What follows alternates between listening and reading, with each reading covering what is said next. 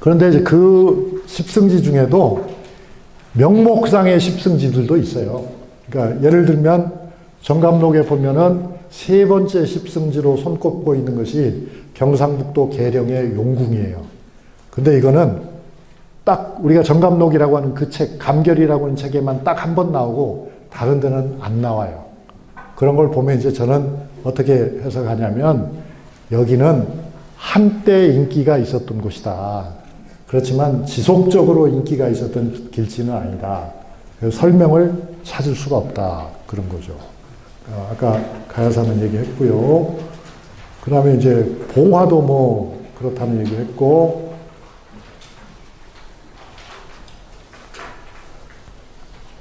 충청도에도 보면은 유명한 십승지가 세 곳이 있는데 그 중에 대표적인 것이 단춘이라고 표현되는 거예요. 단춘이 뭐지? 하고 제가 잘 알아보니까 단양 영춘이라고 하는 것이 단양 영춘. 영춘면이라는 데가 있어요. 그 또 거기 가면 춘향이라고 하는 것도 있다고 그러는데 이건 아마 영춘의 남쪽 양지 바른 곳을 춘향이라고 했을 것 같아요. 그런가 하면 비결서에서 말하는 지역이 현실적으로는 존재하지 않는 곳도 있어요. 그 얘가 단양 가차촌이에요. 단양에 길지가 있으니 가차촌이다 했는데 단양에 가서 사람들에게 아무리 물어봐도 가차촌을 아는 사람은 한 사람도 없어요. 그건 마치 무엇과 같냐면 지리산 청학동과 같다. 그러니까 오늘날 무슨 지리산 청학동에 공자왈 맹자왈 하는 그런 뭐 갓쓴 뭐 있잖아요. 근데 그 청학동은 자기들이 청학동이라고 주장을 하는 것이고 실제 사람들이 합의한 청학동은 없다. 근데 지리산에 관한 기록을 보면 어디나 청학동 얘기가 나온다. 그러니까 이제 그건 좀 신비화한 것이라고 볼 수가 있겠죠. 어딘가 알 것 같기도 한데 도대체 어딘지 잡을 수 없는. 그래서 이제 힘이 센 사람은 자기가 사는 곳을 청학동이라고 우기는 그런 상황이 된 거죠. 그 이중환 같은 경우도 아까 말한 것처럼 실제 이 사람이 이런 어려움을 겪었거든요.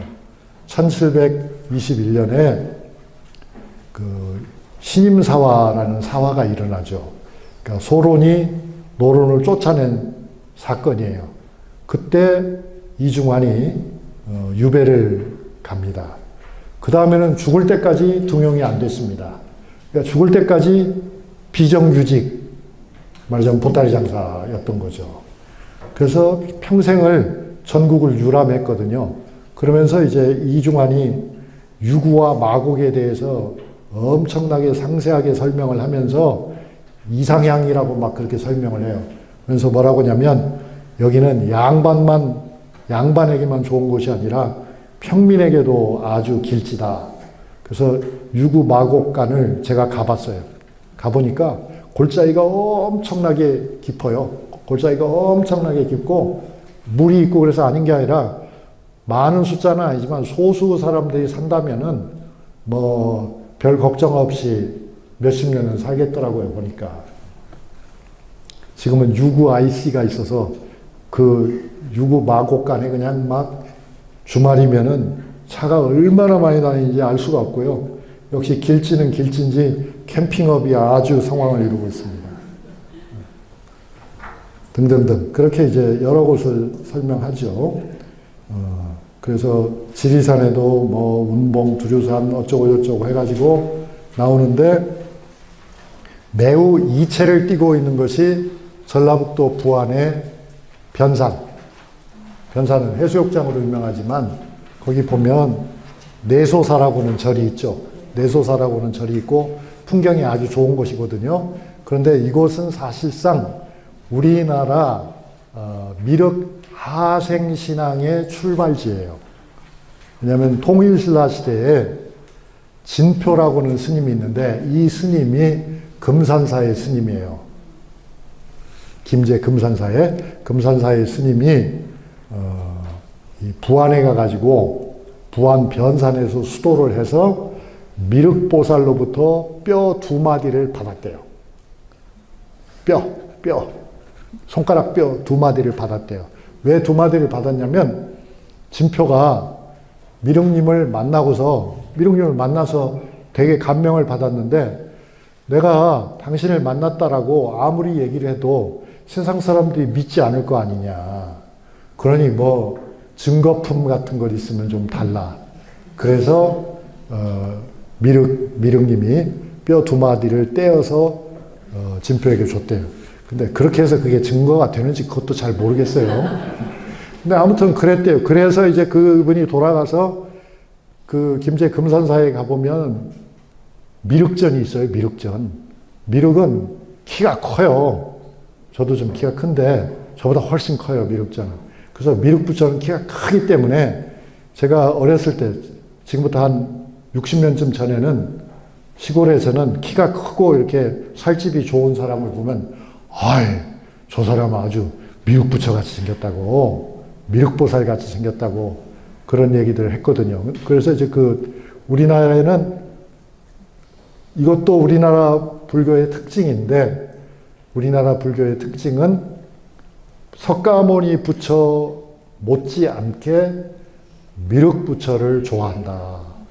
그 미륵부처를 팔아가지고 장사를 잘한 사람이 역사적으로 하나 있었어요. 누구 생각나는 사람 없어요? 태조왕건 안 보셨어요?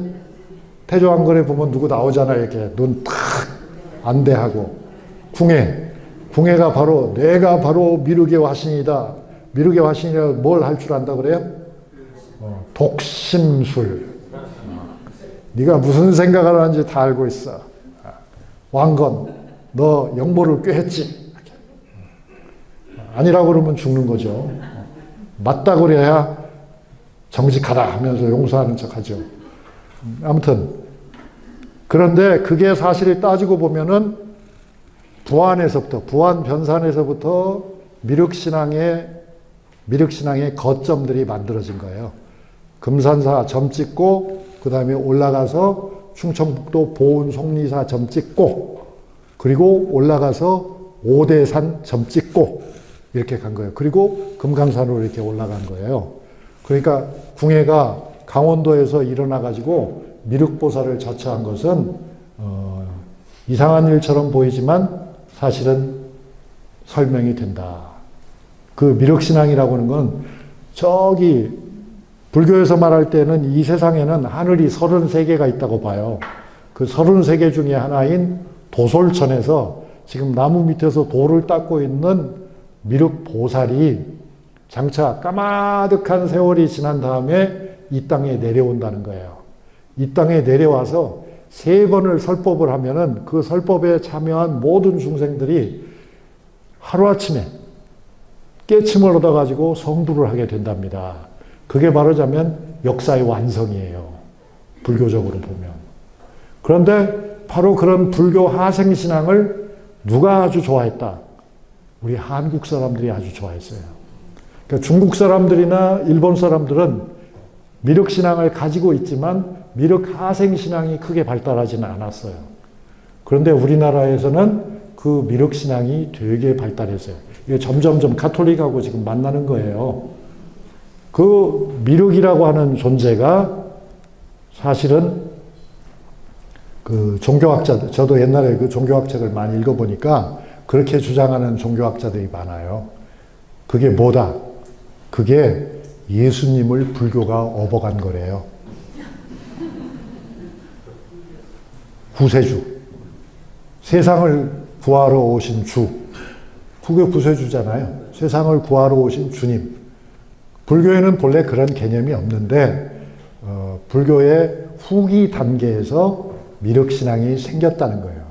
그 미륵신앙이 그렇게 생기게 된 것은 결국 여러분 그 옛날에 학교 다닐 때 배운 간다라 미술 작품 생각나나요? 인도의 간다라 미술 작품을 보면은 어때요? 헬레니즘의 영향을 받았잖아요. 그리스의 영향을 받았잖아요. 사실 조금 더 거슬러 올라가 보면은 인도의 아소카 왕이라고 하는 왕이 불교를 선교하는데 굉장히 열심히 했어요. 그런데 그 왕이 선교사를 어디까지 보냈냐면요. 중동까지 보냈어요. 그래서 그 근거들이 지금도 남아있어요. 그래서 우리는 그걸 잘 모르고 있지만 종교를 역사적으로 본다면은 불교도 기독교와 만났어요.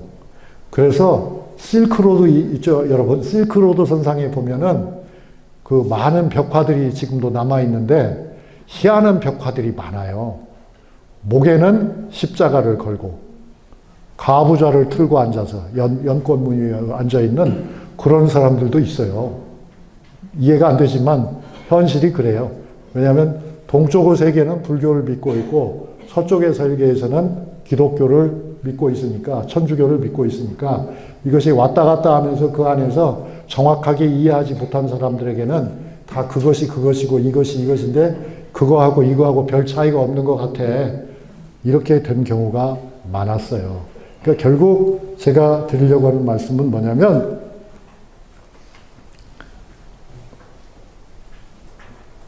우리 할아버지 할머니들이 조선 후기에 사회적 위기를 느끼고 새로운 세상이 열리기를 바랬어요. 그리고 새로운 세상을 열 수 있다고 믿기도 했고요. 그런데 그 새로운 세상을 여는 데는 우리 자신의 힘만으로는 부족하고 누군가가 특별한 존재가 우리를 도와야 한다고 봤어요. 그리고 그 우리를 도울 그 사람은 이미 예언서 속에 예정이 되어 있다고 봤어요. 그것은 진인이라는 말로 표현이 됐는데 참 진짜 사람인자. 그래서 심지어 이 정감록을 열심히 믿는 사람들은 6.25를 지난 다음에도 맞네 맞아 그러면서 인천 상륙작전 아니었으면 우린 다 죽었어. 인천 상륙작전을 지시한 사람이 누구야? 그 사람이 트루만이잖아. 그거 트루는 진이야. 마는 인이고. 미국 진인이 우리를 살려준 거지. 그래서 무당들 중에는요, 메가더를 신으로 보시는 사람들도 있어요. 제 말 좀 웃기죠, 그죠? 근데 현실입니다, 여러분. 그래서 우리의 현실은 아니고 우리와 동시대를 살고 있는 또 다른 어떤 사람들의 현실이에요.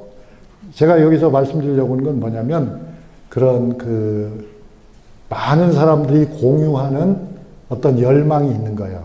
그 열망은 단순한 사회적 열망이 아니고 다분히 종교적인 성향을 띠기도 해요. 그런데 그게 그 경계를 잘 정하지 못하는 민중적 차원에서는 그게 서로 뒤집어지기도 하고 섞이기도 하고 그렇다 하는 이야기죠.